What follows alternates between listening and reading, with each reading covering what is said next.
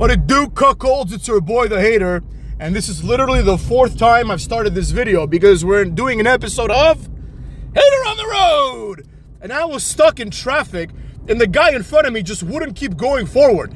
It was this old man, right, who kept being on his phone, and it made me lose my mind. I'm actually early to my meeting, but it was so annoying because he was just letting things just happen around him, and there's nothing I hate more than drivers who don't pay attention. You know, we all share the road.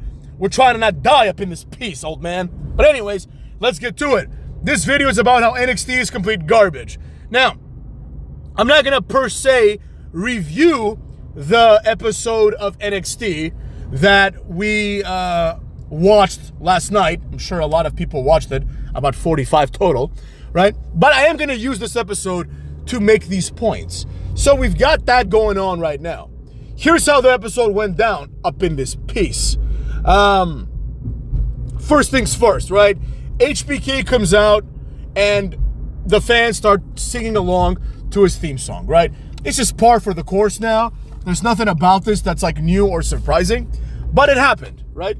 It went down the way it went down. So with all that being said, I couldn't help but think that like the reason why people do this now is because they're just not in the moment anymore, right? They're just conditioned and trained to react to certain stimuli like Pavlov's dogs, right? Back in the day, we all knew the lyrics, but nobody sang it because people were too busy enjoying the moment.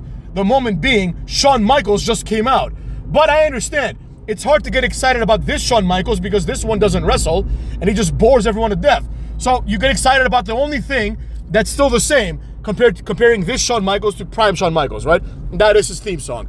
Then Shawn Michaels pretty much says, we have new titles, it's another reboot, right? Rebooting more than the Hater up in this piece. The Hater reboot coming soon, by the way. I don't know when, but I'm doing it. Then Shawn Michaels says, I got 3 words for you. And then Triple H comes out of nowhere and says, are you ready? And then it's like, first of all, the are you ready thing is really not a good catchphrase. But that's neither here nor there. Triple H has to put himself at the center of everything. You know, it's really annoying. It's like he needs to be the face of the operation behind closed doors. Straight up. Like, I understand he's going for the Dana White thing, but he's not Dana White. And Dana White is going for the Vince McMahon thing, and Dana White is not Vince McMahon. Like, I get it. The formula has been laid out. And Vince McMahon was excellent at his job. But neither Dana White, nor Triple H, nor Shawn Michaels, nor any of these people have the capacity to do this, right? They're not good enough at it, cucks. Don't even get me started on fucking Nick Aldis and Adam Pearce, who are just like, I mean, like these guys, I don't even know why they have jobs at this point. But the show then transitions to the first match. It's Roxanne Perez versus who? I forget now, motherfucker. Versus Julia, right? Now, Julia, if you took Kairi Sane and you told everyone she's Julia, people just believe you. Because these girls are exactly the same thing. Neither of them can wrestle well. Julia botched like all her moves. And also they both wear the same like costume. These like ridiculous, like tassel-y, like, you know, ring gear. It's really dumb. Basically the match ends when a random broad comes out and attacks Julia on the outside, right? Good for her.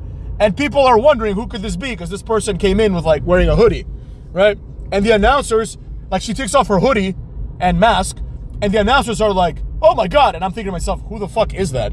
The fans don't react at all. Like nobody knows who this is, right? And the announcer says, it's Cora Jade. And I'm like, oh, that's Cora Jade. I've heard of the name, but like, I've never seen her before. Like, you know, I've bought every WWE 2K game. I'm sure she's been in the last couple of them, but I have never played as her, so I don't know who she is. Nobody cares at all, right? Just like when Kaden Carter and Katana Chance came back, nobody cared at all, right? This is the problem with like modern wrestling. Like the writers and the bookers don't really understand what people care and don't care about. You dig? So with that being said, it's like they think that like putting Jamie Hayter and having her be revealed as the person that came back is compelling. Like nobody cares at all about Jamie Hayter. Nobody cares at all about Cora Jade. Nobody cares at all about any of these broads, and most of the guys too. But anyways, the match was boring and nobody cared. Then, so that's one problem with NXT, is that nobody knows who anybody is, right? Then we come up to point number 2, the predictability. The next match, which would be a match that I would otherwise be looking forward to, was Zachary Wentz versus Wes Lee. Now, the first match, I really enjoyed it because I didn't know who was going to win. I assumed it was going to be Wes Lee, but it ended up being Zachary Wentz, which I thought was the correct choice. However, this match, I knew it was going to be Wes Lee because ain't no way that an NXT guy is beating a WWE guy clean twice on essentially back-to-back pay-per-views, if you want to call them that, right? So the match was decent in and of itself, but it's like, I can't enjoy it because I know who's going to win. Likewise, I knew, let's just skip to the main event, right? And this is going to bring me to my next point, which is unnecessary, like, complications of NXT, right? For example, why are Triple H and Shawn Michaels there? I already alluded to this a little earlier. Why is CM Punk the special guest referee? It really devalues those two other guys.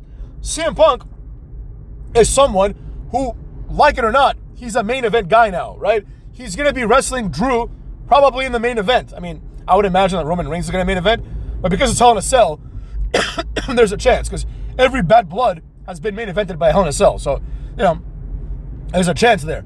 But with that being said, it's like, what are we doing here, right? CM Punk, the special guest referee, like in kayfabe, would beat both these guys in under a minute, right? Because the referee is CM Punk. You dig?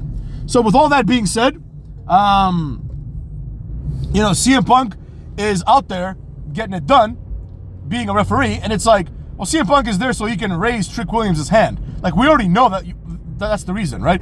We already know that he's there to legitimize the champion. You know, by having CM Punk there, you're going to draw a few eyeballs, like 12 eyeballs maybe, right? But more importantly, you're going to find yourself in a situation where now you can kind of, legitimize the champion through CM Punk. And CM Punk is not going to legitimize the heel champion, right?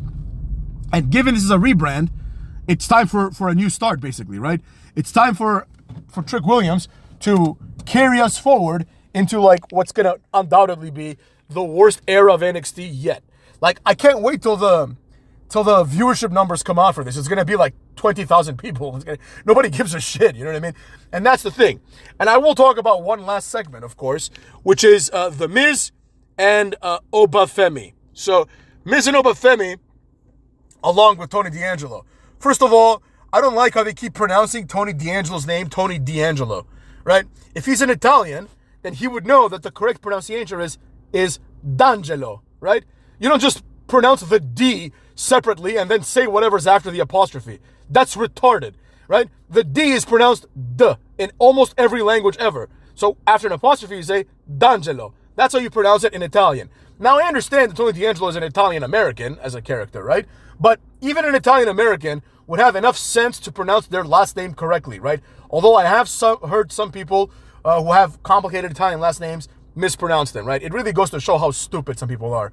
It's like they migrate to a new country, and in a few generations, they forget how to pronounce their last name. It's fucking humiliating. It's like, you've completely forgotten your identity. But anyways, that's not here nor there, right? The storyline, Tony D'Angelo, which is what I'm going to call him now because that's what everyone calls him, Tony D'Angelo is supposed to be this collegiate wrestler, right? Who did really well and also has mob ties. Now, a collegiate wrestler, according to the UFC logic, would have no problem destroying Obafemi, who is a shot putter, right? Which is ridiculous. In my opinion, Obafemi would win in a fight. But nevertheless, right?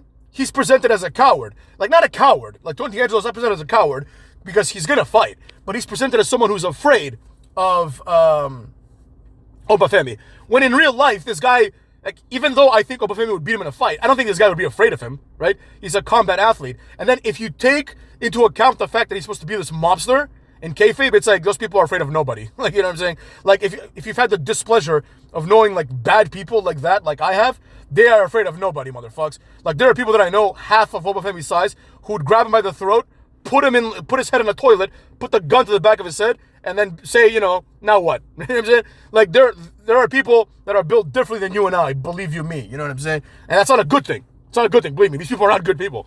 But I'm not proud of knowing them. I just happen to know them. So, it doesn't make any sense that he's afraid. But I will say this about Obafemi. Obafemi dresses well, right? He dresses like a star, even though he's not a star. It's interesting. You don't ever see this. You don't ever see someone dressing like a star when they're a jobber. But he dresses like a star. I like that, Now, I can't shake the fact that he just looks like Kofi Kingston. You know what I'm saying? It's just Kofi Kingston times 2. Maybe it's because he has like the original haircut that Kofi Kingston had, right? And he has the same features, kind of. You know? The same like face shape and everything else. But, you know, that's not a bad thing, right? It's not like Kofi Kingston's a horrible person, you know? But I can't ignore the fact that he reminds me of Kofi. Now, Obafemi cuts a promo here, right? And he's basically and he did a decent job. Like I give credit where credit's due. Obafemi is like average on the mic. Like I don't think he gets rattled by the crowd or the presence of certain situations. But he's not good by any means, right? He's not exciting, but he's decent. He doesn't stumble his words. He makes sense. You know what I mean? Not everyone can have the speaking capabilities of the Hater or the Miz. But that's when the Miz is there. Tony D'Angelo also is decent on the mic. Nothing special, but he cuts a promo about how he's from Chicago, right? They're in Chicago, but nobody really cares because nobody really cares about this feud, right? And the entire premise of this is that Tony D'Angelo has this like massive amount of support from his crew, right? That believe that he can beat Obafemi. Now, I think Tony D'Angelo is going to win just because it's probably time for Obafemi to move on to something better because he's had an uneventful reign, which is not his fault, right? It's uneventful because the title is uneventful. So there you have it, cucks. Now, with all that being said, we want to see Obafemi do well, right? People seem to be under the impression that I don't like him. No, I like him just fine. You know what I'm saying? I just don't think he's going to be a star. But I think he can be NXT champion, which means absolutely nothing, of course, right? Everyone becomes NXT champion. Ethan Page is never going to be world champion, but he's going to be NXT champion. So anyways, same thing with Trick Williams. Same thing with Nakamura. Same thing with Bobby Roode, right? Same thing with a lot of people. But anyways, that's neither here nor there. The way that all this stuff is going to like play out now is, in my opinion, quite obvious and quite clear, right? The reality is that now this new variant of NXT is going to be worse. It's going to be boring, and I don't think it's going to draw any viewers. That's really what I think. I don't think any viewers are going to care enough to tune into this every week. You know, to be completely honest, like I watch NXT on DVR, right? I just put my DVR to what's it called? To record it. And since I have Hulu Live TV, sometimes I think that, oh, NXT is on Hulu. I just watch it on Hulu because that's where it used to be, right? I almost forgot that NXT was even on TV. And now it's on CW, which means it's barely on TV. So NXT sucks. The rest of the roster is complete garbage. There isn't a structure to who's next or anything like that. And I will say one other thing. There was a vignette, or apparently they're going to have like Randy Orton versus Javon Evans, which I think is pretty cool, right? Because Javon Evans is like the youngest guy ever, basically, to be a wrestler. And Randy Orton was also the youngest champion, right? And now, like, they show a clip of Javon being like, I get to wrestle one of my idols. And Orton is like, I'm going to give, this kid, like, I want to see what he's made of. Like, can he be the next Randy Orton? And it's like, that's just stupid. Like, I like Javon Evans. I think he's one of the highlights of NXT. But this guy is never going to be the next Randy Orton. That's just laughable. Like, it's so ridiculous. Randy Orton is better than him in every possible way. Like, he's better in everything. He's bigger, he's stronger, he's better looking, he's a better wrestler, he has more charisma, and I'm talking about Randy Orton, he doesn't have that much charisma. He has more charisma, he has 100 times more presence. This guy will never be the next Randy Orton. A more appropriate feud would be Javon Evans versus Wes Lee. Will Javon Evans become the next Wes Lee? That's a question that's compelling. Will either of them become the next Randy Orton? Absolutely not. You're saying nobody in NXT right now has the capacity to become the next Randy Orton. It's not going to happen, motherfuckers. So, I just wanted to point that out because it was interesting. All right, cucks, take care of yourselves and each other up in this mug.